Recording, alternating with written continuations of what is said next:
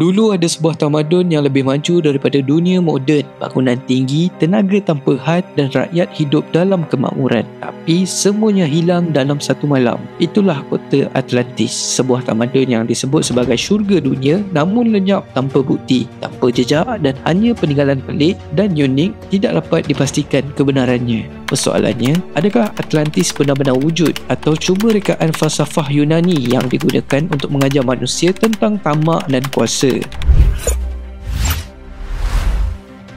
1. Asal-usul Atlantis. Kisah Atlantis pertama kali muncul lebih 2000 tahun yang lalu dalam tulisan seorang ahli falsafah Yunani bernama Plato melalui dua karyanya, Timaeus dan Critias. Dalam tulisannya, Plato menggambarkan Atlantis sebagai satu pulau besar di luar Pillar of Hercules yang dipercayai sekarang ialah Selat Gibraltar. Menurut beliau, Atlantis merupakan sebuah empayar besar, lebih maju daripada mana-mana tamadun yang lain. Mereka memiliki kapal yang besar, bangunan yang megah, sistem politik tersusun dan teknologi yang seolah-olah mustahil bagi manusia 10,000 tahun yang lalu. Namun Plato menulis bahawa Atlantis tenggelam ke dasar laut dalam satu malam dan satu hari yang malang kerana mereka menjadi tamak, sombong dan hilang arah moral.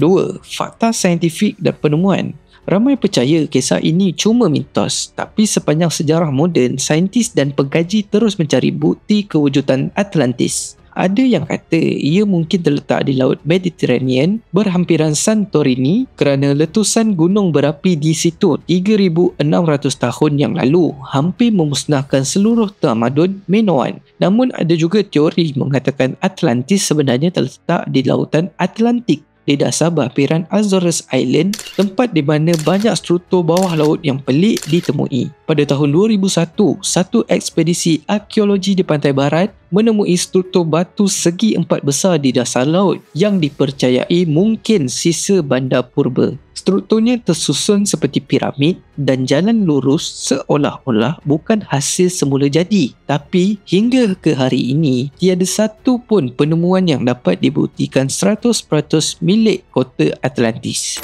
Nombor 3. Teori alternatif. Menariknya, sebahagian ahli sejarah dan saintis percaya kisah Atlantis mungkin bukan sekadar lokasi tetapi simbol kepada tamadun manusia yang musnah kerana kerakusan sendiri. Teori ini mengatakan setiap kali manusia mencapai kemajuan yang tinggi, kita akan jatuh kerana kesilapan yang sama, tamak, perang dan kerakusan kuasa. Ada juga teori yang lebih ekstrim yang mengaitkan Atlantis dengan makhluk asing purba. Kononnya, teknologi canggih mereka datang dari entiti luar bumi yang pernah berinteraksi dengan manusia. Malah ada yang percaya piramid Mesir dan struktur Machu Picchu adalah peninggalan teknologi Atlantis.